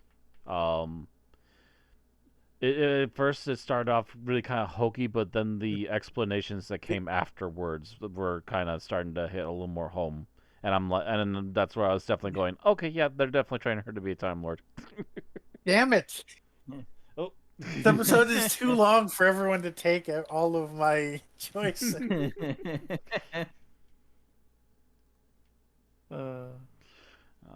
that about sums up my thoughts on that. Yeah, I generally quite liked where that went towards the end of that particular scene. Mm. All right, Alex. I feel like I had another one, but I changed my mind, so I'm going with Tanis noping out of that planet when it's clear that the minister has achieved like 1 billion levels of Super Saiyan or whatever the fuck, and is just going ape shit. Because like, well, the oh, we suddenly remember that Time Lords can be techno gods is like very out of place in the 90s. It's also very, or like early 2000s. I forget when this from. Like 90s. The early 2000s, And- yeah. yeah. That it's just very funny to me that Tanis is very much like, ah, that backfired. Okay, off we go. I'm just immediately This noping out planet's of about this to be whole turned into a planet. wormhole. Moving Like, on. Well, we tried. See ya. Or actually, might be turned into a black hole, given what the plot's been saying. Just very like he seems, especially because like he seems super confident that yeah, this will do. And then I guess the idea is that they were aiming to shoot him but missed and hit Sala. And so it's like, oh, or just again, he underestimated his power because, unintentional other Star Don't Wars anger a reference. god. Well, Uh, I think from the dialogue around the scene, they basically like they wanted him to be like in a situation where the other rebels would like want to kill him, hmm. and like so that he would end up being miserable and then killed by the rebels. Yeah, like probably assumed he would be depressed, not angry. Yeah. And then yeah, Push too hard. But at the same time, also like it because it's also just Tanis being smart. At the same time, it's like, well, that backfired. Plan B: we're going to take over Earth now, without actually saying that. But I remember it might have been more on the second watch than the first that I caught it. It's like, oh, there's specifically a shot of the Earth when he's like, I always have a backup plan kind of thing. Well, So it's like, that's okay, not working out. I guess we'll just go invade this planet, Earth.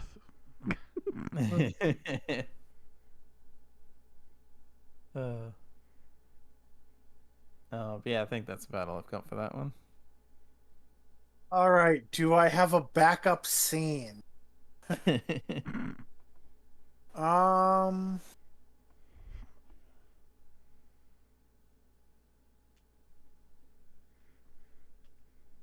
I don't think I have another favorite scene. Like, there's other scenes that are kind of all right, but none that really stand out as much as the Cavern of Infinite Death. So, I will have to pass.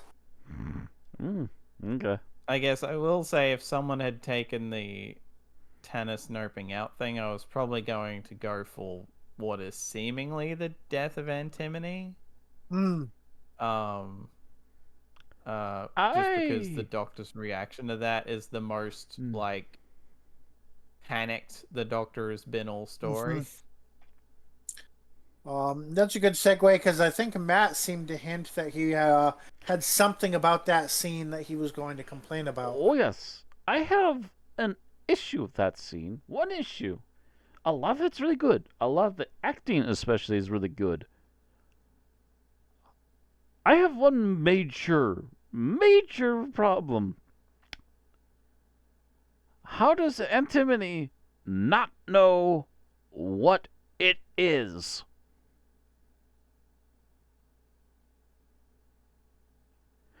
Antimony has obviously not been a normal humanoid the entire time, and there's definitely been hints that it might be just a cybernetic organism of some kind, possibly, as they reveal that the Doctor made him. How does he not know what he is? You would think that'd be one of the basic things that would come off right away for that character to know. I would say at the Hmm. very even if he was created not knowing, the Doctor encourages curiosity. Eventually, he would have figured it out just from from spending time with the Doctor and learning, investigating odd things. Yeah. I mean, he knew he wasn't human at the very least, because Yeah, he knew but he the fact wasn't that he from seems Earth. so startled and surprised to see mechanical parts coming out of himself as soon as he Hmm. was getting shot in I mean, I unlethal feel like ways. maybe it's just because I've seen other instances in this in fiction that I can recall, but I'm. It's not entirely out of the question for me to buy this. It's not I that. mean, hell, it could even be the same as a similar one where the Doctor just implanted fake memories into him to make him think he was from some random planet That to seems explain away like the. unusually, possibly cruel of him. You'd think that if nothing else, the first thing the Doctor would make sure Antimony knows at least about himself, broad strokes, himself, Hmm, as that seems to be what Antimony is portrayed as. Um, yeah. you would think he would at least also have the basic knowledge of, oh, I'm a cyborg. I'm a mechanical creation. Seeing the fact that I can take shots and not die from them, and that I am made out of mechanical parts, should not be like literally horrific. Hmm.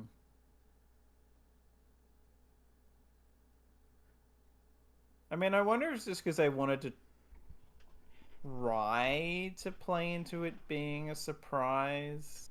I mean, I had it spoiled for myself by accident, but And um, it just comes off so I as saw it coming.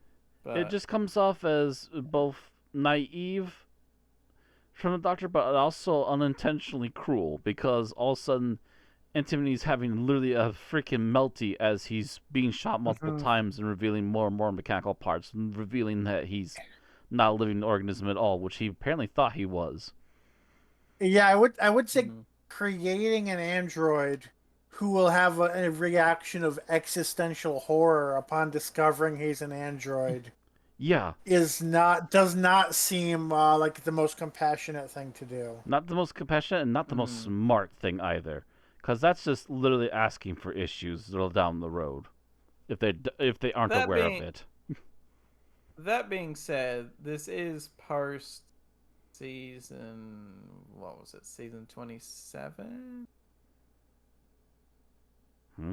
Was 27 the last Classic Who season? I forget. I'm Oh, assuming you're not counting the novels that were named as seasons, right? No, not counting those. Just purely TV Yeah, stuff. so 26 was the last one. 26. That's it. So yeah, given this is post season 26,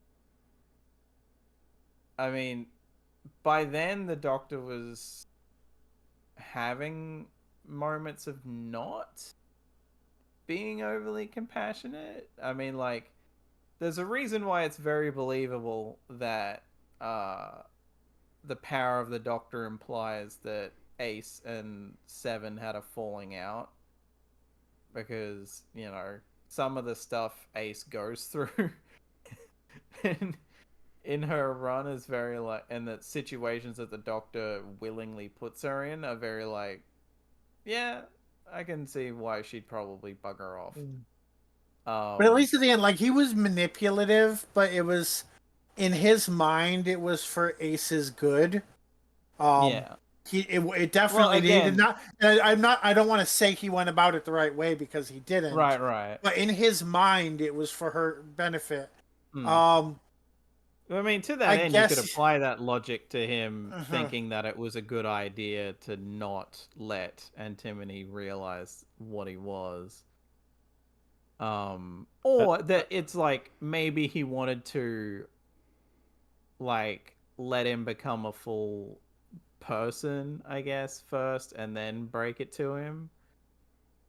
that But still also seems didn't unusually get the cruel and chance. inhuman, even Well, for the yeah, but Doctor. again, I Tricking coming from Pinocchio into this thinking Doctor, he's I'm a not real surprised. boy. Like, it's one of those things where, like, if this was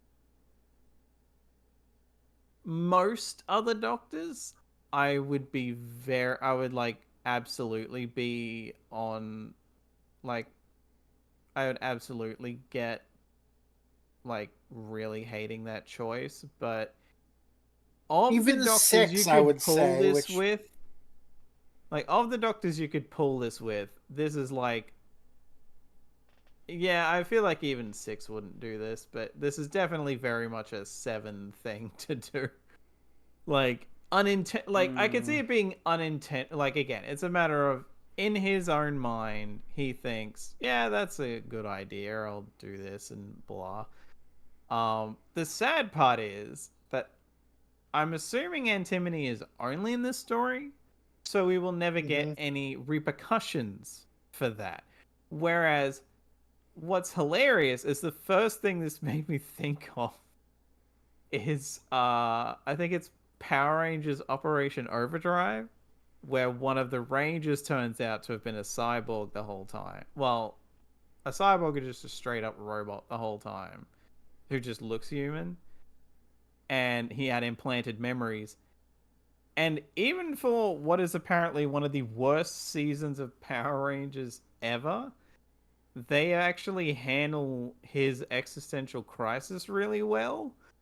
So, and like he actively pushes his creator slash dad away for a while, and starts referring to him as like Mister whatever his surname is. Um, and so like they actually let that play out a bit. Whereas this is just he finds out he's a robot or cyborg or whatever, and then dies, and it's like, oh, well, that's probably the last we're seeing of him, given and yes, this is the the time only it takes. story he appears in. Hmm. Unless, I mean, I don't know if the Doctor is going to rebuild him next episode, like repair him. But Hmm. otherwise, that yeah, if not, this is the only time he appears. Never in a novel, never in a comic, never in an audio. Yeah, which is it's just so. Goodbye, Antimony. You were basically a waste of space, and the Doctor hated you.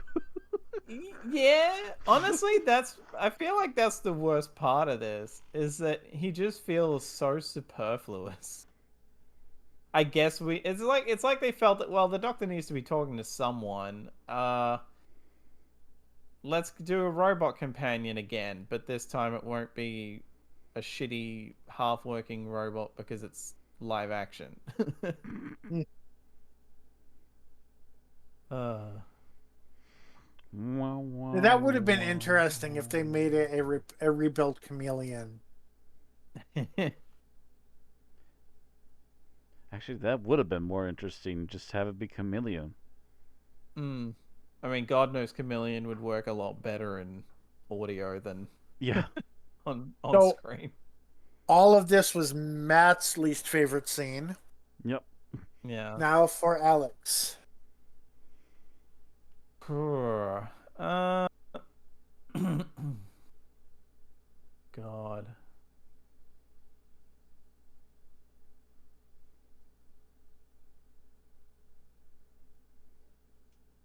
Let's see.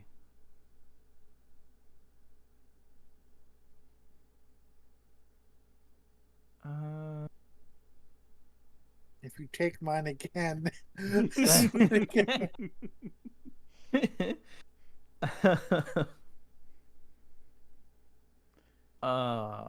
mean, there's one that I feel like we've technically already covered, so I don't feel inclined to bring it up.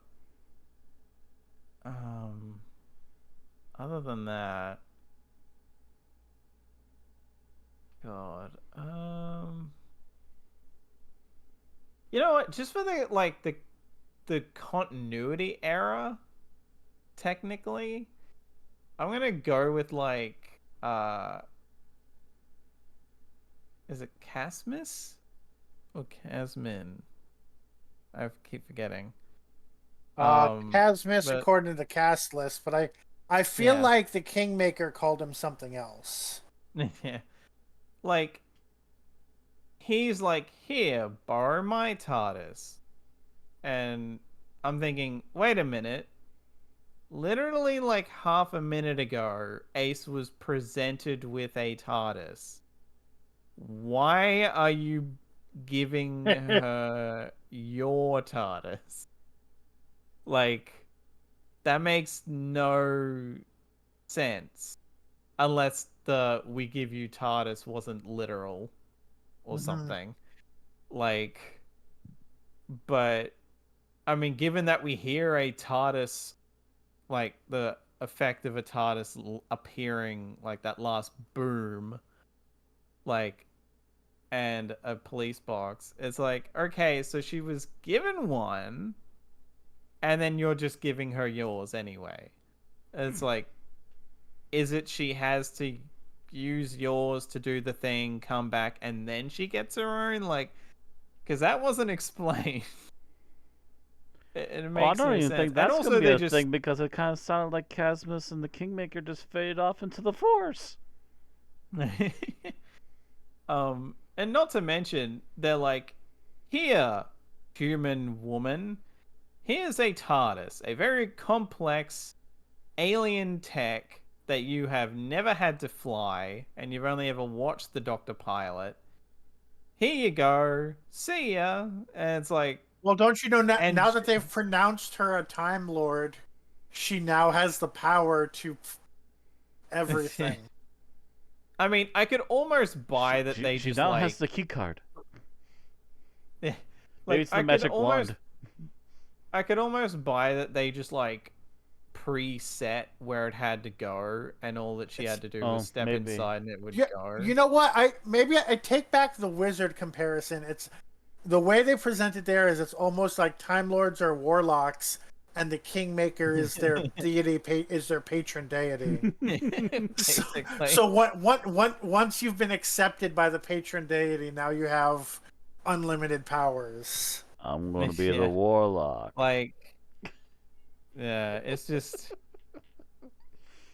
it's like, it's just so confusing. Like, I could talk in circles about it for hours, but it's just like, it's so bizarre that we give you TARDIS. Hey, here, borrow mine.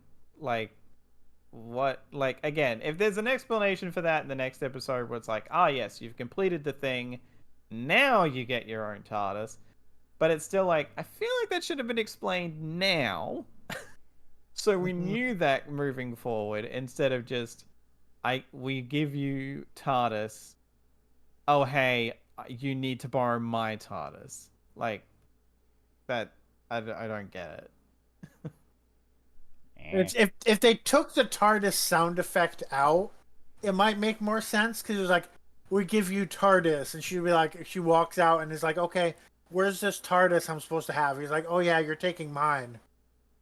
And I mean, she was already confused by it, but Yeah. like that one sound effect slash image of the Doctor's TARDIS were the things confusing us that didn't need to be there. Yeah. I wonder if they even weren't in the script and were just added in post. Probably. So my surprise least me. favorite scene is kind of another part of that. And I already talked about part of why I dislike it. Here's your magic wand, because that's a Time Lord thing, right? But I'm also going to talk about the other half of that. Here's this magic wand. You must not use it. Like, and I'm literally the Jackie Chan meme right now. Like, what? What are you talking about? Why are you? I'm sitting over here just going bibbity boppity boo bam. If she must not use it in the place that you're sending her, why are you giving it to her now? Yeah. Like, it's Unless they're like implying putting a they know. big- Unless they're implying she's never coming back to them and they know it, but Again, they faded even away into then, the forest at the end of their scene, so I don't know. like, sticking that in there now, I mean, it obviously seems to be a setup for her to fuck up next episode. Yeah. But Or maybe she needs it to stop what's going on. I don't know. outside of that, it seems like there was no reason for him to do that. Yeah, it's like just handing her a big red button and saying, "Here you go." And you can't ever actually press the button, but you can have it. Yes. You can have the big red button just in case someone else needs to push the big red button because you don't know how to do anything with it. Good luck. Bye-bye. All right. Final thoughts on this episode, Matt. It's an interesting episode. Despite our nitpicks, there's been especially like previously mentioned before too, there's a lot of really good acting and a lot of interesting scenes came up in this one. I'm just waiting for those payoffs now. So stand back, brace yourselves. We're waiting for impact. All right, Alex.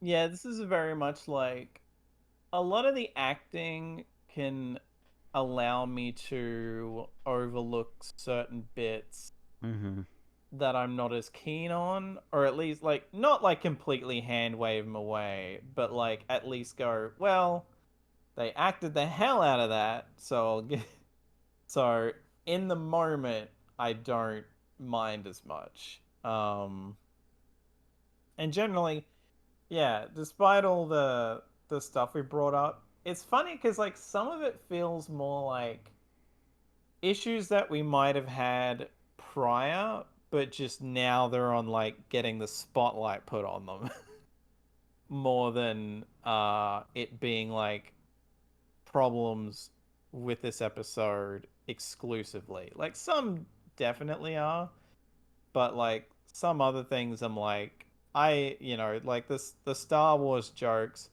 I feel like we probably could have been making those since at least part 2, if not part 1 in certain ways. But it's also just like I'm like, they've still got me. But we'll see how we go because we've got a hell of a lot to wrap up now. And it is, as far as the Ace stuff goes, I'm just hoping that gets a resolution because that almost feels like that whole subplot right now feels like it's a backdoor pilot to something else that never happened. Is what it feels like right now. Is like we're setting this up for a spin-off, and she might not, for all we know, she might not even be in the next part. And that would spin-off actually The Adventures of Ace would have been amazing. Could have in the universe where RTD was a huge Ace fan instead of Sarah Jane fan. I mean, I'm almost surprised. Like, if they do spin-offs because Disney throws enough money at them for like, we need more stuff on Disney Plus. Like an Ace show even now would make sense, or like a show focused around Unit that has Ace in it. Would be interesting. But yeah, like we'll see where it goes. I'm a bit more wary than I was after last episode, but they've kept me engaged enough that like I'm just generally I'm just like I'm still optimistic, but you know, it's still also a bit wary that they may not necessarily stick the landing. We'll see. I guess the one thing is the last part is about the length of a New Who episode. I think it's like 42 minutes. So they've got plenty of time. We'll see if they can wrap everything up neatly. All right, so I have no thoughts that I have not already been expressed in this podcast. I'm also falling asleep, and I'm literally a year older than I was at the start of the podcast. So, you know the deal. Like and subscribe, Twitch and YouTube. Uh, Next time, we wrap up Death Comes to Time with the final episode, Death Comes to Time, written by Colin Meek and starring Sylvester McCoy as the Doctor. Maybe Kevin Eldon as Antimony, I don't know. And Sophie Ooh. Aldred as Ace. See you then. Good night.